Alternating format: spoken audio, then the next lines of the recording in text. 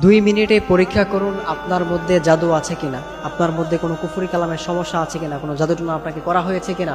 আপনি যদি 2 মিনিট এই আমলটা করতে পারেন তাহলে আপনি 2 মিনিটের মধ্যে বুঝতে পারবেন যে আপনার মধ্যে জাদু আছে কিনা।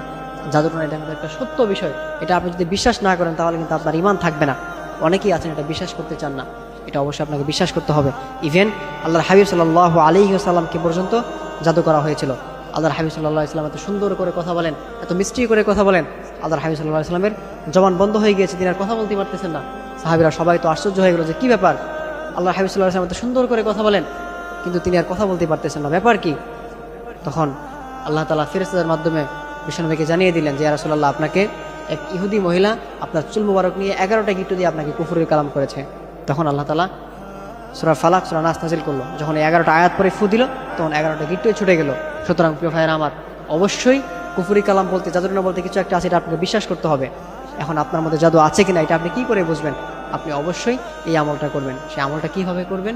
আপনি প্রথমে সুন্দর করে উজু করে আসবেন, সুন্দর করে উজু করে এসে সুন্দর করে নামাজের যে জায়নামাজ আছে বিছিয়ে আপনি বসবেন। বসে